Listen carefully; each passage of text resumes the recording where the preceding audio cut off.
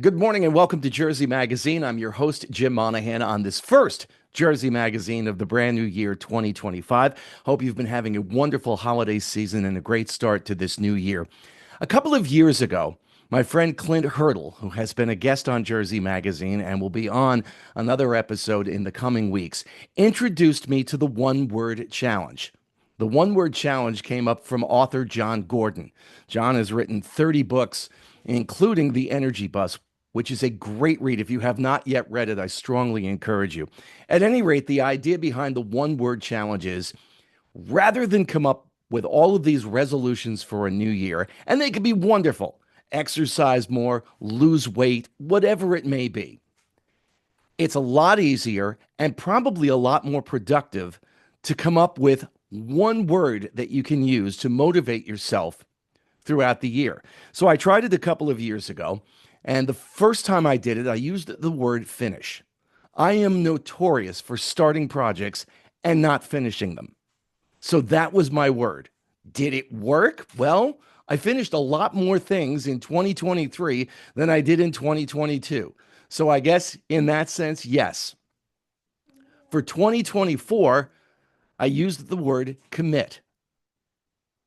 So whatever I was embarking on, whether it was something with my family, something regarding work, something with regard to baseball and coaching, whatever it happened to be, my band, commit to the moment, be there, finish what you started, right? It's the whole idea. It's one word. And I would put it at the top of my Google Calendar for each day. So when I woke up, that was the first thing that I saw. I'd get a little notification with just the word commit. So for 2025, I've been back and forth on a couple of different words. The first one I was thinking about was resilient. If you get knocked down, get back up again. Fail at something, start it over again. That whole idea. So I've been toying with the idea of resilient, but I think the word I'm leaning towards is going to be present, as in be present in the moment. Be present at work. Be present with your coworkers. Be present with your family, your spouse, your children, brothers and sisters. Be present when you're just not doing anything in particular, like you're not working. Be present in enjoying the moment, whether you're taking a walk, playing with your kids, whatever it happens to be.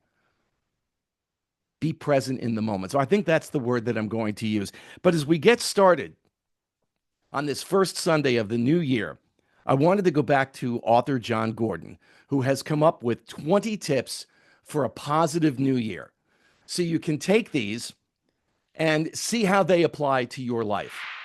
The first is stay positive. You can listen to cynics and doubters and believe that success is impossible, or you can trust that with faith and an optimistic attitude, all things are possible. Number two on the list, take a daily thank you walk. It's hard to be stressed and thankful at the same time. Feel blessed, and you'll probably feel a lot less stressed. Number three, and this ties into number two, be more active. When possible, spend less time sitting and more time exercising. That could be taking a walk. It could be just stretching and moving. It could be lifting. Like a river, we're made to move. Number four, and this may sound a little crazy, but talk to yourself. Don't just listen to yourself, talk to yourself. Don't listen to your complaints, your fears, your doubts. Talk to yourself with words of truth and encouragement. I can do this. And again, even if I fail at it, I can do this. You get back up. Maybe there's that resilience that I was talking about earlier. Number five on Jon Gordon's 20 tips for a positive new year in 2025. No energy vampires allowed. Now, you can post a sign where you work, maybe at home, maybe on a bulletin board, maybe on a computer monitor, that says, no energy vampires allowed. And maybe that can be for yourself. Gandhi said, I will not let anyone walk through my mind with their dirty feet. And you know what? Neither should we. Number six, write your success of the day. Each night before you go to bed, write down your success of the day, whatever that may be. Listen, it could be as simple as I made my bed this morning when I woke up. Something as silly and as simple as that, but you start the day by doing something positive. What you focus on shows up more in your life. And you can also create a success journal. And again, it can be just something really simple, or maybe you did accomplish something really good today. Number 7 is fight the right battles. If you're in a relationship, you have a spouse, you have children, you fight the battles you can win. You fight the battles that keep you moving forward, whether it's as an individual or as a family, not those battles that keep you stuck in the past and just further grievances. Fight the battles you can win.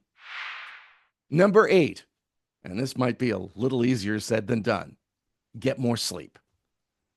You really can't replace sleep with a double latte. That double latte may taste good, but it's not going to help you. Get more sleep. Number 9, don't waste your precious energy.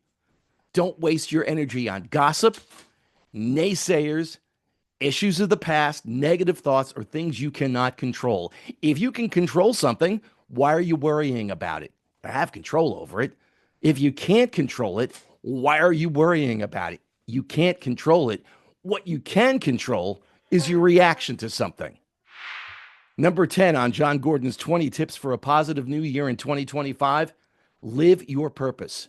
Remember your why, and maybe that goes back to your one-word challenge. We don't get burned out because of what we do. We get burned out because we forget why we do it. Number 11, fuel your life with love. Fuel your life with love instead of fear, because fear is draining. Meanwhile, love is sustaining. Fear weakens you. Love strengthens you. You think of the lyrics to the Miles Kennedy song, "Love Can Only Heal." It's a great song, by the way. You should go back to that. It's from his Eye of the Tiger solo album. Number 12, have a mission. Make sure you have a mission, a team to work with, and a scoreboard. You need all three to thrive and go to the next level. That doesn't mean you're going to win every time. And in fact, we learn more from losing than we do from winning. But make sure that you have a mission. Number 13, and I think this one's actually difficult. Implement a no complaining rule. It's easy to complain. But if you're complaining, you're not leading. Now, we can't always come up with a solution, which is something I try to keep in the back of my mind. If I'm going to complain about something, I really better have a solution to fix whatever that problem is. And that's not always going to be possible. But I think in the back of your mind, while all of these complaints are coming up, what's wrong with this? What's wrong with that? You should be thinking, how can I fix this? How can I make this better? Number 14 on Jon Gordon's top 20 tips for a positive new year in 2025. It's pretty easy. Read more. Read more than you did in 2024. Jon's written some wonderful books, 30 of them as a matter of fact, and I recommend The Energy Bus. We were talking about that a little bit earlier today, but there are a number of books. Just read more than you did in 2024. Number 15 may sound a little odd. Don't seek happiness. Instead, live with love, passion, and purpose. And if you're able to do that, or at least try to do that, happiness will find you. Number 16, focus on get to versus have to. I have to go to work. I have to take the kids to practice. I have to do this. I have to do that. But each day, if you focus on what you get to do, not what you have to do, you'll discover that life is more of a gift than an obligation. I can't think of how many times when my children were younger as I have to take the kids to practice. I'd give anything right now to be able to drive one of my kids to sports practice. Anything. Those days are gone. I got to do that. I didn't have to do that. Number 17, get back up.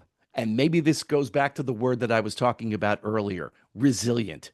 You learn more from failures than you do from success. The next time you fail, remember that failure is not meant to define you. It's meant to refine you. Number 18, smile and laugh more. Smiling and laughter are natural antidepressants. And if you're able to combine those with a daily thank you walk, That's a pretty good recipe for a positive attitude. Number 19, create your circle of supporters. Who is in your circle can determine how fast and how high you rise. You've probably heard that expression. You are the sum of the 5 people you spend the most time with. Well, who are those 5 people that you're currently spending the most time with? And how do they affect you on a daily basis? For that matter, you are in that circle of other people. How are you affecting them? You want to be a positive influence on those people for whom you are one of the 5. And finally, tip number 20 of Jon Gordon's 20 tips for a positive new year in 2025.